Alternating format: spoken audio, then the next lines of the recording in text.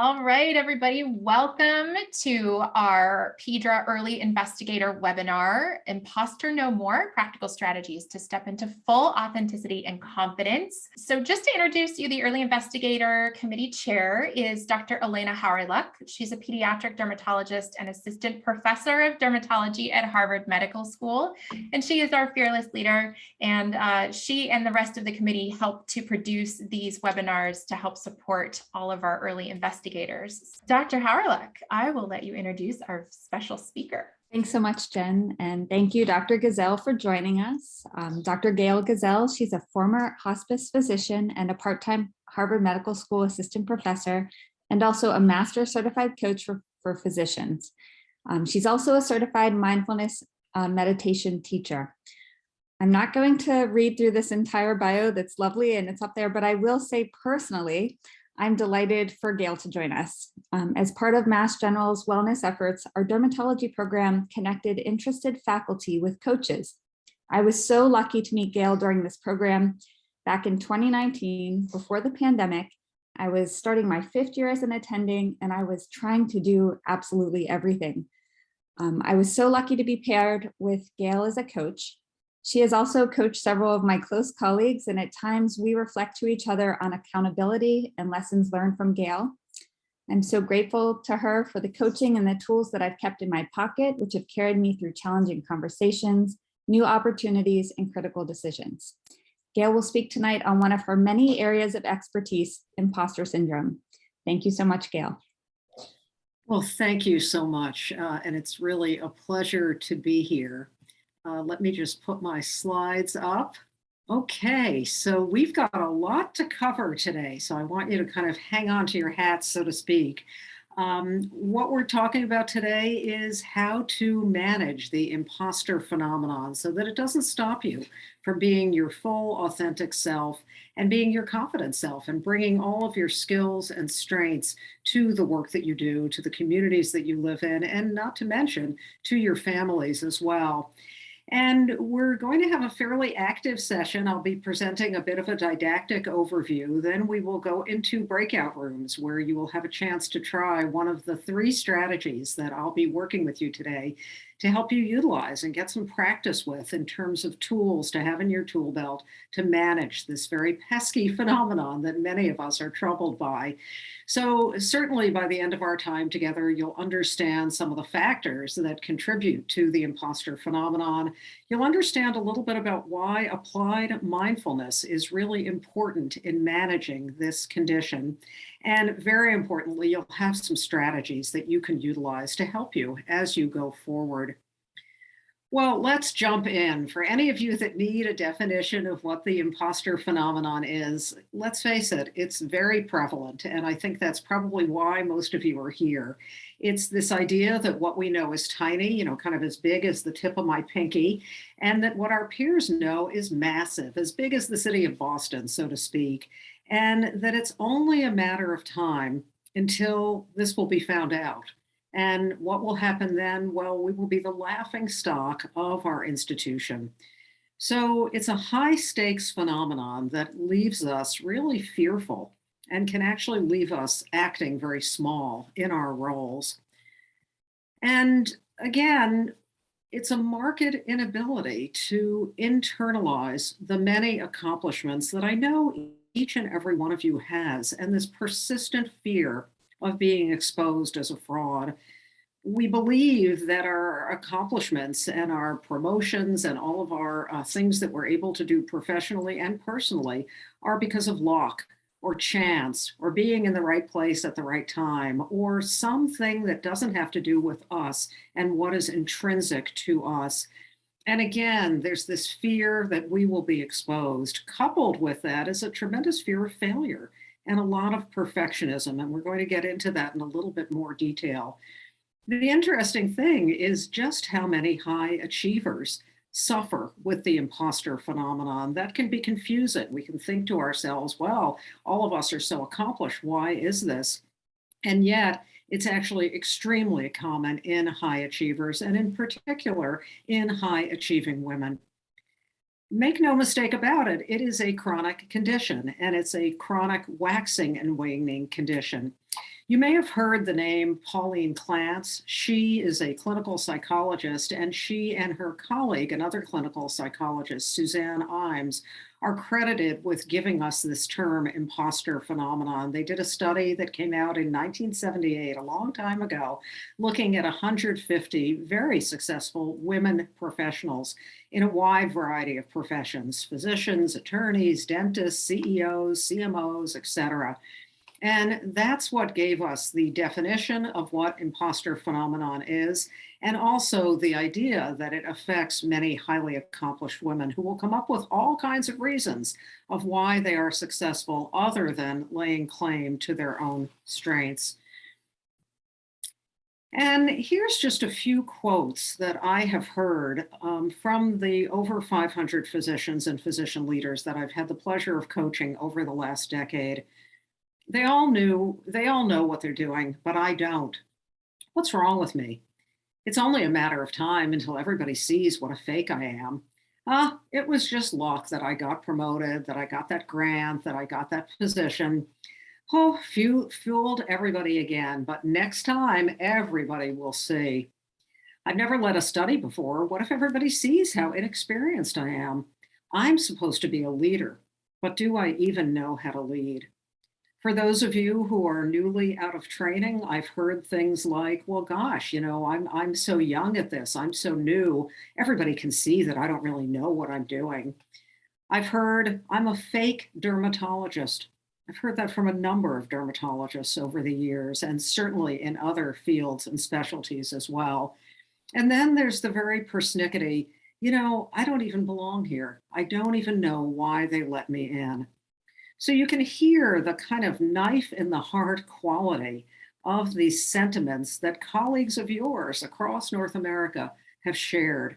So the extent of this, I don't think, can really be overestimated.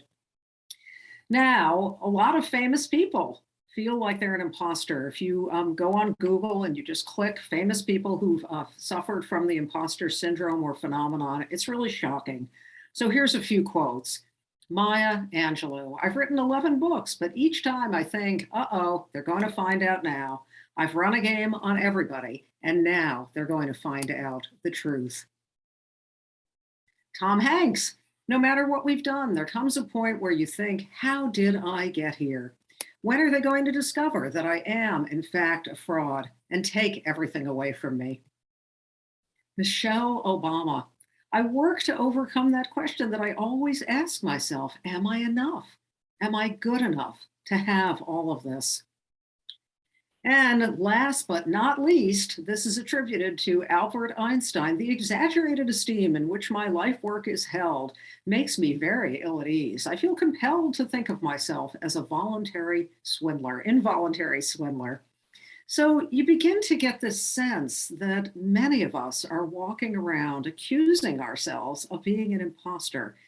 And it's just interesting that every time we think that, and we think that it's just us, I think what you'll see by the end of our time together is that that is really an underestimation. It is very far from just us. At places like Harvard Medical School, where I was fortunate enough to land my academic career, there's kind of the Harvard Olympics, this sense of everybody else is so much accomplished. What am I doing here? I did a visiting palliative care and pain fellowship a number of years ago in the Midwest. And there people said, well, we're not at Harvard, we're not at Yale, we're not at Princeton. We're total imposters. So it can attack us really no matter where we are and how successful we are in our careers. Look at this. Even Shakespeare had an unreasonable inner critic. Oh my goodness, it's absolute crap. And your fear of being publicly exposed as a fraud is a stress-related disorder called imposter syndrome. It's common amongst people in high-profile authority positions, and of course, in actual phonies like you.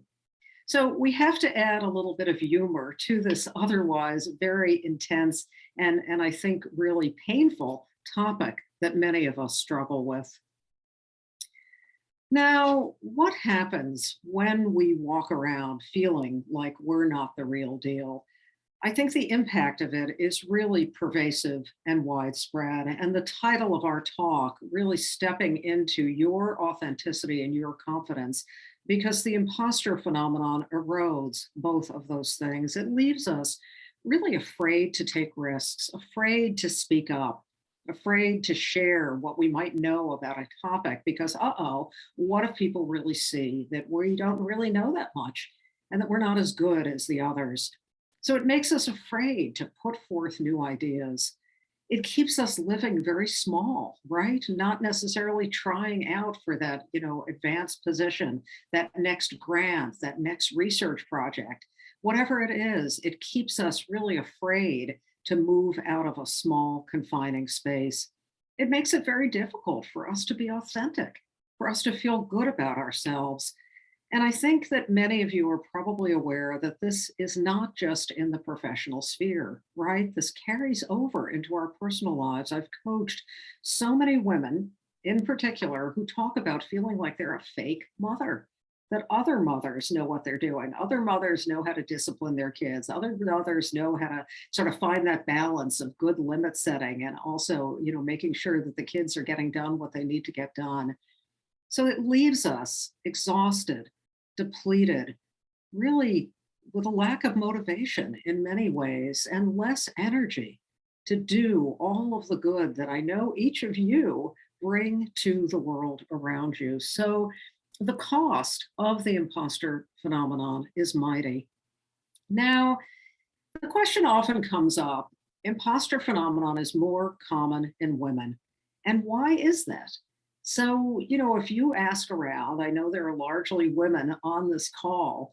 If you ask around, you'll probably notice this as well, that your female colleagues and friends identify more with this than the male colleagues, which, it's not to overgeneralize. Obviously, some male physicians and men in other capacities walk around feeling like an imposter, but it's much more common in women. And so let's just think for a minute, well, why is this? So in our very gender stratified society, let's face it, we're much more judged by our appearance than our male partners and our male counterparts, right? From a young age, it's about how we look and are we smiling enough and are we as pretty as the other girls? And what that teaches us is that some of our value is in this external thing, this body, and how the body looks, much of which is genetic. And so that can rob us of an internal compass, an internal ability to see all of our strengths and successes and accomplishments and talents. From a young age, we're taught to act small, just sit there and look pretty. Don't take up a lot of space. Don't raise a fuss. If you're on public transportation or even in meetings, you see men, kind of taking up a lot of space. And what are we doing? We're kind of sitting there looking and feeling small. Sadly, many times we're considered too emotional, too weak. And that can also contribute to the sense of, well, is our authentic self good enough?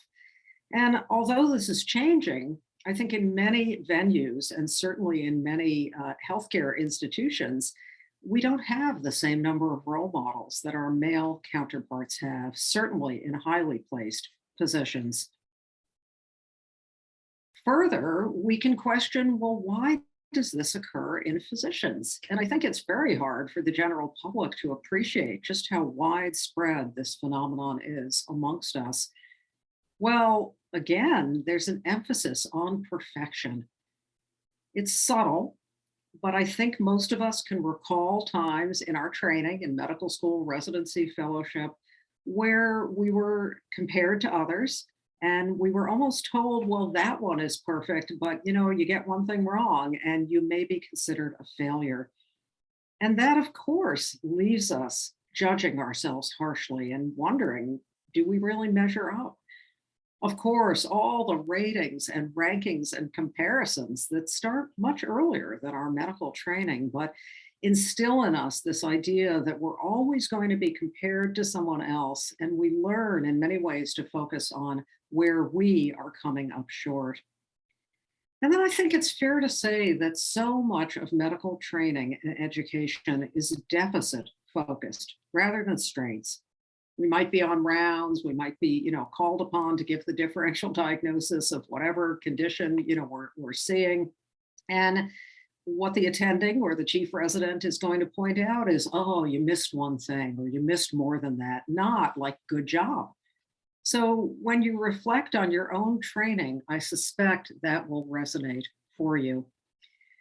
And just to take that point a little bit further, that there's a lot that we learn in our training as part and parcel of the hidden curriculum. In other words, not formally what we're learning, but what we're seeing attendings do, what we're seeing role modeled, and kind of the secret handshake, in a sense, of becoming acculturated as a physician. So as I said, the striving for perfection, we learn to defer self-care, to deny our own physiologic needs, never call in sick, that's a sign of weakness. We learn to be very self-critical and to be ashamed when we don't know the answer, because after all, we're the captain of the team. We are supposed to be the all-knowing paragon, and we're always supposed to have an answer. We learn to hide our struggles. Our struggles and weaknesses can be stigmatized. And certainly we learn that it's a problem if we show vulnerability and ask for help. Now, I'm making some broad sweeping generalizations here, so I hope you'll forgive me. But at the same time, I suspect that some of this resonates for you when you think about your experience as a trainee. And again, we have to add some humor to this. So look at this, all these people really seem to have it together, and I still have no idea what's going on. And welcome to Scared Straight. Here we tell potential doctors about the long hours, student debt, high malpractice premiums, paperwork, and working with insurance companies to see if they still want to continue a life of medicine. So again, we have to lighten this where we can. We don't have a lot of studies about the imposter phenomenon in physicians. And this is actually a scoping review. It's actually a fairly imperfect review. I'm going to say that right up front. It came out in 2019 and looked at the number of studies that we have where they use what's called the Clance imposter phenomenon scale. That's what's commonly used. But again, I don't think we really know just how prevalent this is, because I'm being very honest here that when we look at the data, the few studies that we have, there are a lot of challenges in those studies, not to mention that people don't always answer survey questions correctly. So I wanted to just draw attention to the fact that we do have some literature, but I also want to give a fairly accurate view that it's really not as revealing as we might hope it could be.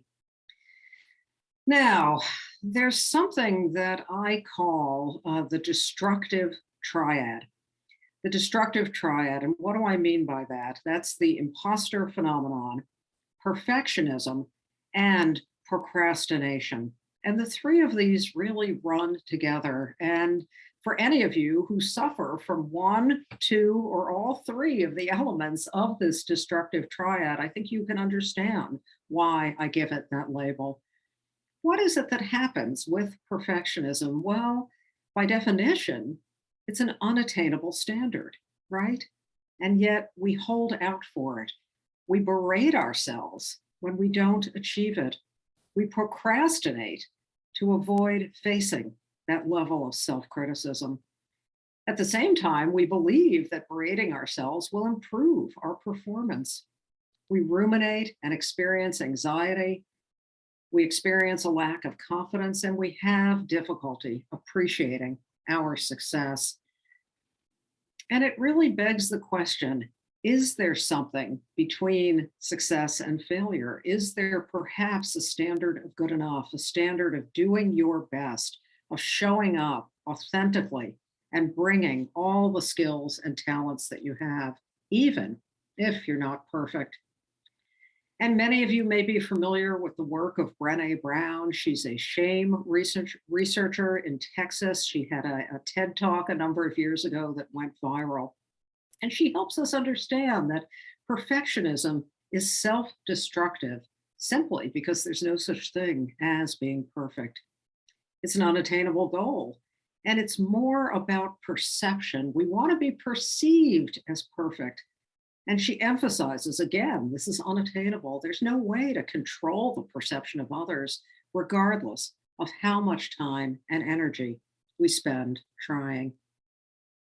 So, just a few other things before we move into some practical exercises. This is what I have coined the cycle of perceived inadequacy. So, let me walk through this cycle. We tend to be hyper focused on what it is that we didn't do well, right? That's part of the imposter phenomenon. I didn't give a good presentation. I didn't sound smart.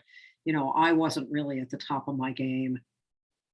We gather data to support that, fairly subjective data at that. Maybe we're giving a presentation at Grand Rounds or a journal club or whatever it is, and we see a couple of people looking down at their devices and we think, oh yeah, they're not interested in me. I'm such a phony, they can see it. But really, they probably just got an urgent text or, they just were following up on something on their phone. We compare ourselves to others, but what are we hyper focused on there? Well, we're hyper focused on what we perceive that they're doing well. So we create this delta, this gap between where we perceive we are and where we perceive they are. But we don't stop there. No, we keep going round and round and round in this cycle, kind of feeding ourselves information to support this belief. And that's all it is a belief. This belief that we are an imposter. And you may be familiar with the concept of cognitive distortions. It comes to us from the field of cognitive behavioral therapy. These are filters that we all have, lenses through which we look at ourselves and the world around us. And often these lenses are full of distortions, magnification and minimization. You can see that in the cycle of perceived inadequacy. We believe we're a mind reader. I can tell that you think that I'm an imposter. And really, how do we know what anybody else is thinking? We filter out positive comments. We focus on what might be called all or nothing thinking. I'm either the real deal or I'm a complete fraud. And then we say things to ourselves that we would never say to our worst enemy. And we certainly wouldn't say it to somebody that we care about. Again, we got to laugh. Here lies Dr. Jones' lifetime RVU below the median. Now, we have a worksheet that was sent out to you, but I believe that Jen has put the link to it in the chat. So I want to encourage each of you to pull out that worksheet. If you haven't downloaded it already, please just click on that link in the chat so you have it available to you. And if you can't download it, if you don't have it available, just pull up a scrap piece of paper. We can work with that. And what I want you to write down is, what are your top imposter beliefs? You don't have to share that with anyone else, but it's helpful to just get to know them, in a sense, to bring them out into the light of day. So just jot down a few of your common imposter beliefs. I'm not as smart as, I'm not as good as, I'm a complete phony in my leadership role, whatever it is. And as you're thinking about these imposter beliefs, I want you to just try to bring to light what you feel when you experience these beliefs. What are you aware of in your body? Are there any, we might call them physical sequelae of these beliefs? Do you feel calm and relaxed and at ease, or do you feel tight? Are your shoulders up? Maybe your brow is furrowed. Just take note of that for a moment. And also take a moment to jot down, what is it that tends to trigger these imposter beliefs? That cycle of perceived inadequacy. Is it giving a presentation? Is it talking to other peers in your department? Is it a research meeting? Is it applying for a promotion, academic or otherwise? We need to get to know what our imposter beliefs are and kind of how costly they are for us. And now we're going to switch the frame, and I'm going to take you on a little bit of an imaginary journey, a brief journey, less than 5 minutes, And so put the worksheet down, allow your eyes to close if you're not driving. And I want you to just imagine what your life and career would be like if you didn't have these imposter beliefs. Might be a stretch to try to imagine that, but I think this is important. So just imagine you leave this webinar today, you have some great skills and strategies to help you. What would be different? You know what your week holds, so imagine what would tomorrow be like without any of these sort of niggling little beliefs about being an imposter. Imagine your clinical load, the patients you would see, what would be different there? Perhaps there are meetings that you'll be leading or participating in. What would be different in those situations? Imagine the people that you'll interact with. Perhaps you'll be in some teaching capacities. What would be different there if you didn't carry this weight of feeling like an imposter? And then imagine what would be different when you get home at the end of the day, when you're with your loved ones. It's possible that something would be different there as well. I want you to have a little bit of a dose of this better existence without this constant weight, this constant sense of self doubt. So you'll see on page 1 of the worksheet down at the bottom, just jot some things down, anything that you noticed that would be different. Now, I'm going to introduce you to my dog, Miss Sydney. You can see she's caught the stick. If this wasn't a still, you would see that her tail is just wagging like crazy. And for those of you who have dogs or cats or canaries or guinea pigs, you know that they're not plagued by the type of things that we humans are, right? The human brain is just so incredible, amazing, so much capacity for discovery and achievement and beyond words. And yet, there are some downsides to the human brain. And one of those is the negativity bias, where we tend to focus more on what's not going well as opposed to what is. So you'll see a few questions on the second page of your worksheet. I'm going to go through them fairly quickly, but I want you to just answer to the best of your ability. Do you tend to notice more your strengths or your weaknesses? Do you tend to focus on what you've accomplished or what you haven't? Do you pay more attention to what's going well or what isn't? And you can also think to yourself, well, what's my typical ratio of self-promoting or self-affirming messages to self-defeating messages? Do I have 10 affirming messages for one defeating message or critical message? Is it a 1-to-1 ratio or is it a 1-to-10 ratio? Just take a moment to jot that down. So right now, bring to mind a moment where you felt you were acting at your best. Perhaps it was with a trainee, giving a presentation, working on a research project, time with a coworker, a patient, any moment in time, even in the remote past when you felt like you were at your best. Of course, your mind will probably go to just the opposite. But I want to encourage you to identify a moment in time that you were at or close to your best. Talk through, well, what strengths did you evidence? And then in the last part of the exercise, think about how you could utilize those same strengths. Think about one action you could take to help you overcome a professional challenge that you're facing. Do your best to identify the strengths that you evidenced, and then think about how you could use one of those strengths to overcome a challenge. That's the first strategy to manage the imposter phenomenon, really focusing on your strengths. If you're somebody who goes to bed at night and does an inventory of what you didn't do well, what you perceived your flaws were, this is an opportunity to reflect on your strengths and your accomplishments. Now, the second strategy that I want to talk about, and I'm going to have to go through these fairly rapidly, is to utilize what I think about as applied mindfulness. With mindfulness, we're getting to know the workings of our mind. Mindfulness is the awareness that comes when we pay attention on purpose to what's happening in the present moment, and we do so with more compassion and less judgment than most of us typically apply to ourselves and the world around us. And when we apply mindfulness, we lead the mind back from theories and attitudes and abstractions And we get to know our own patterns of thought. And as we do, we can question the mental stories that the human mind is so good at producing. And one of those mental stories is this idea that we are an imposter. That's actually all it is a thought process, a mental story that occurs in this closed space where we have a lot of activity. And once we begin to really understand that it's only a thought process, that also gives us more agility to work with and to counter our own mind's production of this belief, which is often an inaccurate one.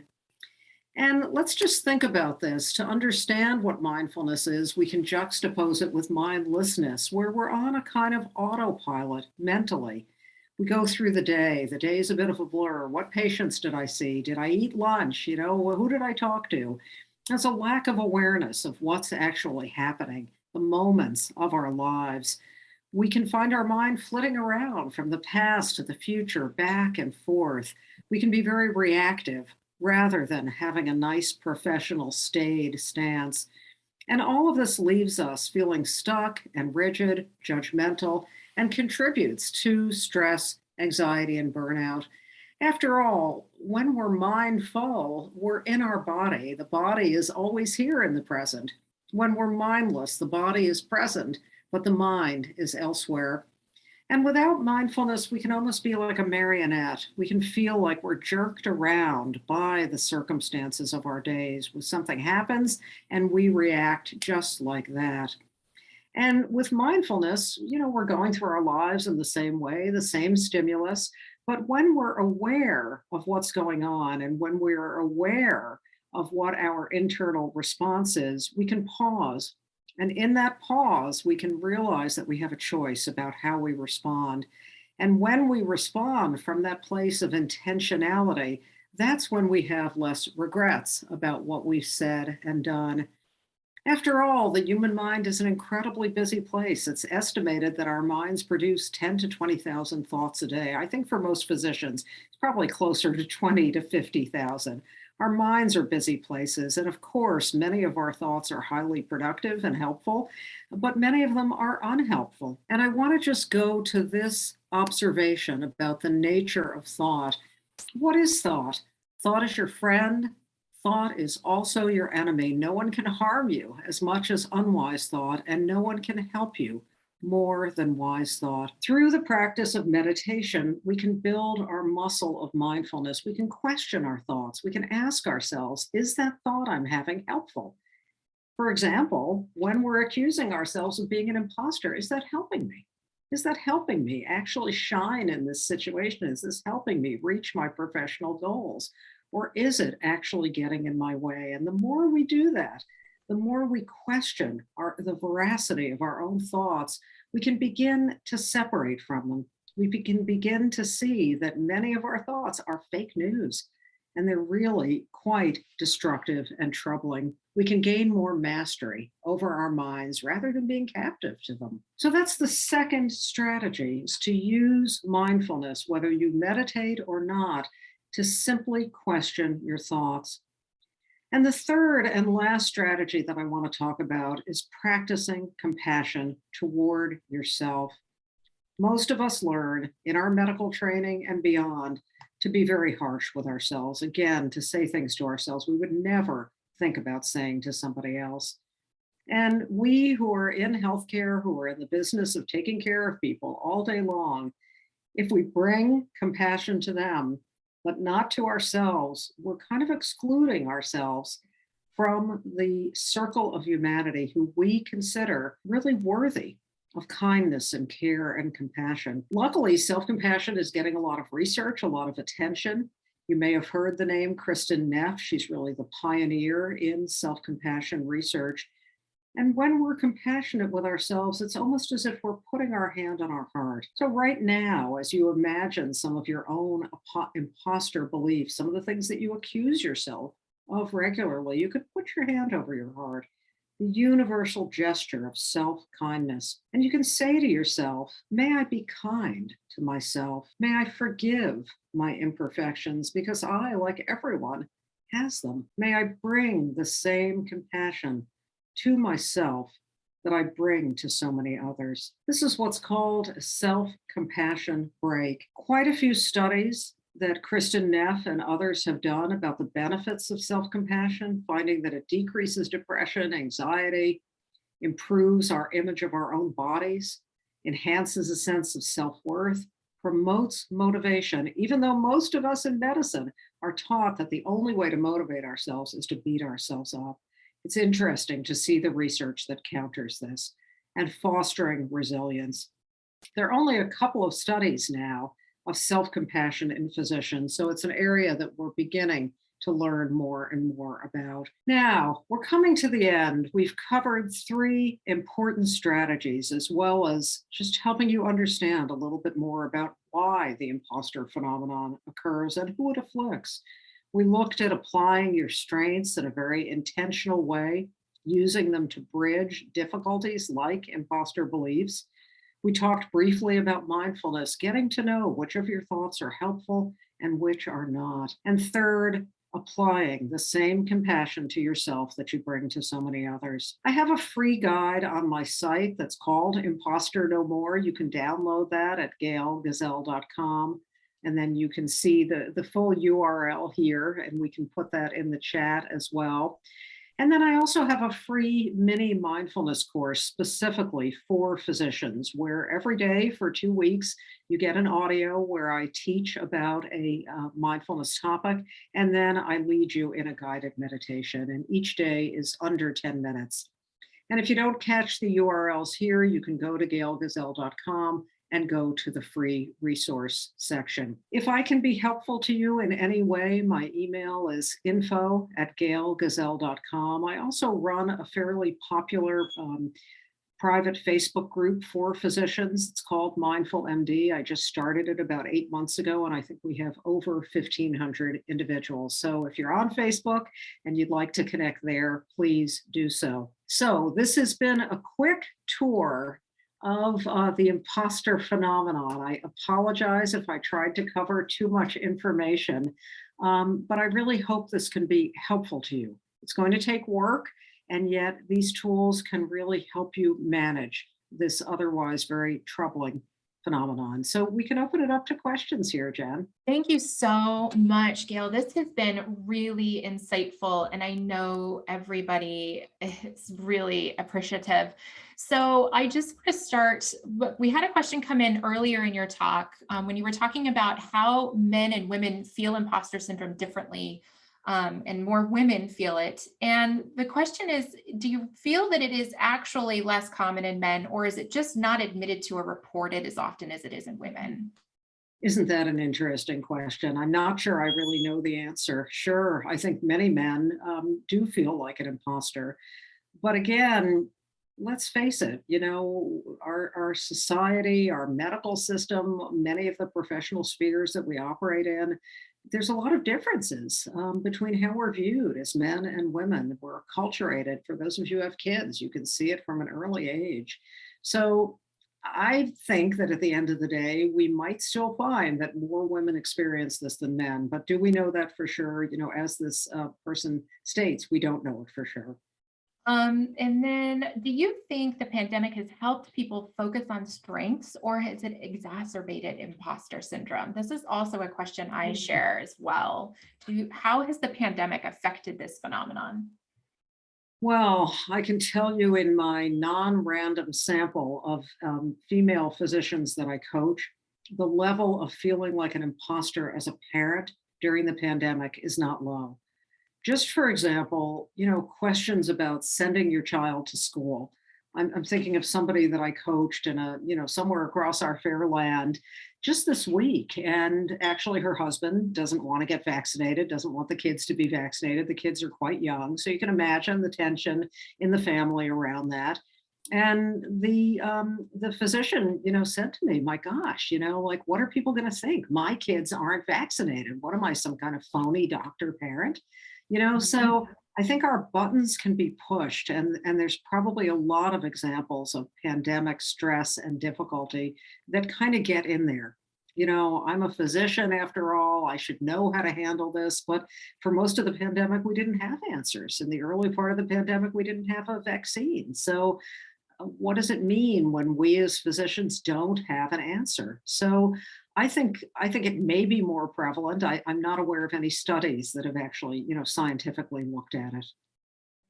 So what's the best way to protect the next generation from imposter syndrome? Hmm.